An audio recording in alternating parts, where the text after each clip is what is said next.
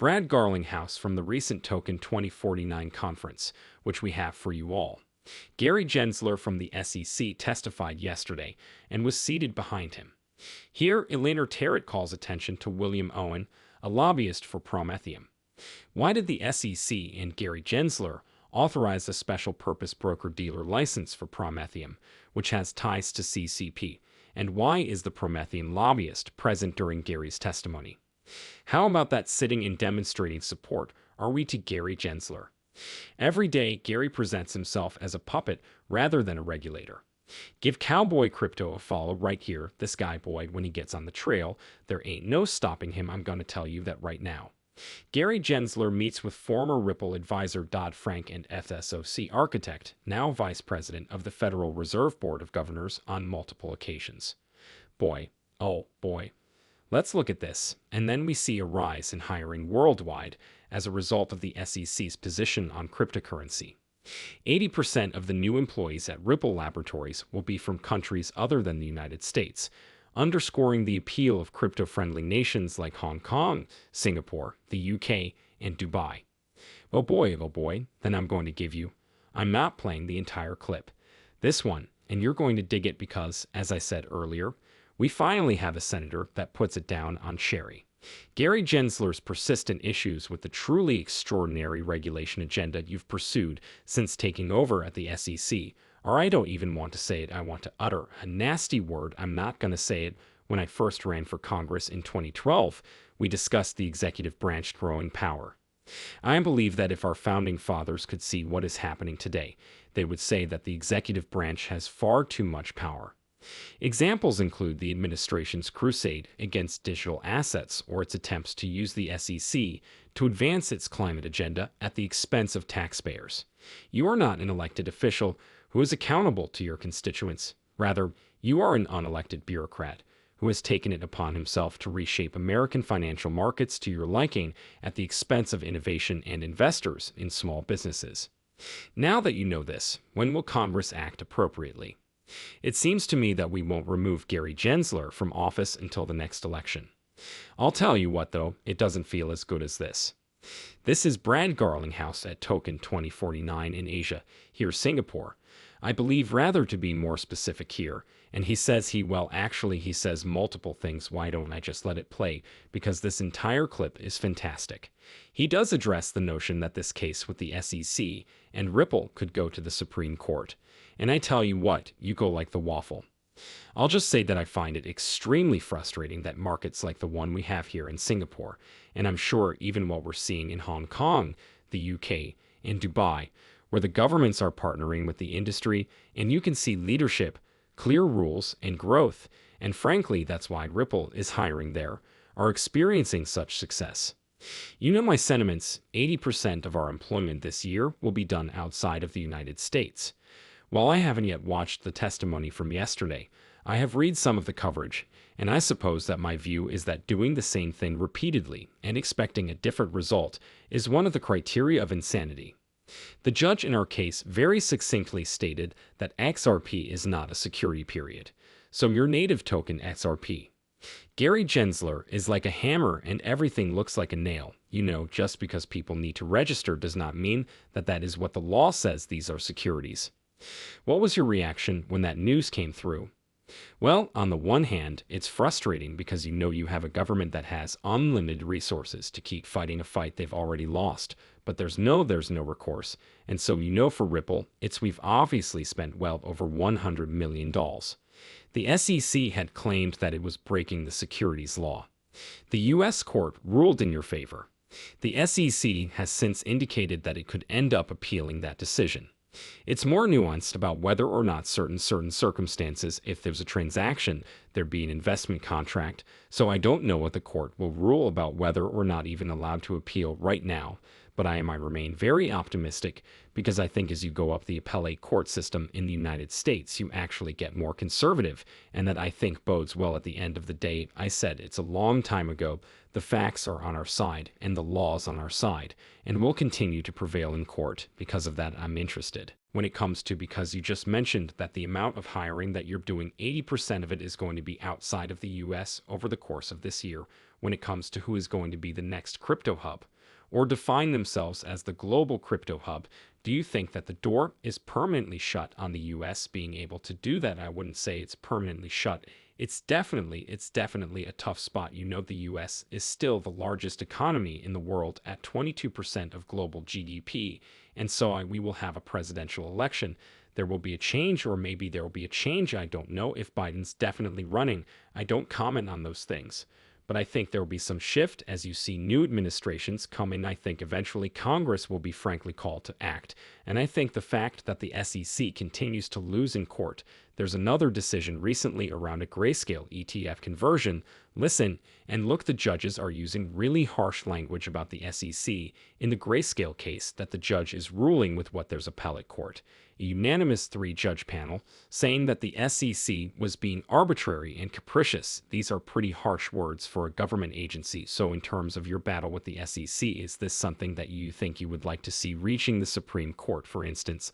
I would like closure, and I'd like to not have it, ongoing. I'm very optimistic.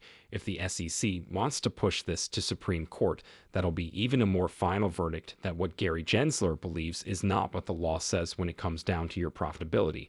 Because you're facing issues with regulators in the US, we've seen really thin trading volumes, very low liquidity. And in the space, how does that affect your profitability? As a business, look, there's no question when crypto is going through its boom cycles that that's a better thing for the whole industry. But Ripple has been the company 8.5 years, and every time we've gone through what are often called crypto winters, Ripple has grown. We're a very strong position with a very strong balance sheet. As you mentioned earlier, we closed one acquisition earlier in the year. We have another pending acquisition right now. We're continuing to play offense. We've been a whole bunch of different ways, and we're growing the business. We're growing our customers. We're growing our product suite. We believe that our customers are coming to us, really seeking for us to be the infrastructure provider around blockchain and crypto technologies. And we started the payments now. We're in custody. We'll continue to expand beyond that. When it comes to that acquisition that's pending, that's Fortress Trust. And it's a crypto custodian. Overnight, we understood that the CEO of Fortress Trust said that hackers had taken some money. I understand that Ripple has made those customers whole. But do you think that, firstly, all of the issues around the space have been ironed out, or they're being ironed out in terms of the vulnerability for security, and has enough trust really been regained by users of these products to just spark some sort of movement back into the space in a meaningful way? Yes, I believe it's crucial to discuss this specific compromise, which involved an end user of a tool that some customers were using to access their cryptocurrency. As far as I can tell, the tool was compromised through a spear phishing attack, which negatively impacts securities, traditional banking, and cryptocurrency. It's super frustrating when those things happen, and I think the whole industry needs to continue. I mean the whole industry, not just crypto, I mean the financial services industry, because if the end user's accounts and credentials are compromised, there's always going to be risk, whether it's crypto or something else. But look, to your macro point in this Ripple felt is important to build trust with Fortress Trust, and we made those customers whole. That is, that business has really done well, and they, I think, are doing a great job of serving their customers, and we're glad to be able to support and bring it into the Ripple fold on the regulatory front, because we have seen a lot of progress in other jurisdictions outside of the US, across Europe, the UK, and Middle East here in Asia. Some of those frameworks are quite narrow in the way that they look at crypto. Do you think that also can be a challenge in the sense that, yes, you do have regulatory clarity, but sometimes the regulations are quite strict, and so it's also difficult to operate in those sorts of environments as well? That is not something that keeps me up at night. Ripple received here in Singapore an in-principle approval for our major payments institution licensing. We've applied for licensing something called VARA in Dubai. But the strictness doesn't bother me. It's the lack of clarity. If I know, and I think this is true for the whole industry, not just Ripple. Ripple has always tried to lean into regulatory, engaging regulators and being a good actor. It's when it's not clear what being a good actor looks like that makes it hard. We're willing and happy to invest, even if it's strict, that's fine. What it doesn't work is, frankly, what the United States and Gary Gensler continues to propagate confusion, masquerades as power to the SEC. There you have it. They're just going to keep bringing cases, and the more misunderstanding there is, the more power they feel they have. Regardless of the SEC's ruling and the fact that a Supreme Court decision would be more conclusive, I'm going to give you this clip of Brad laying it down to demonstrate that playing offense is what Ripples is doing and will continue to do since they are the top infrastructure provider in this industry. I love what's happening here in the optimism, and I want you to hear what the optimism is all about.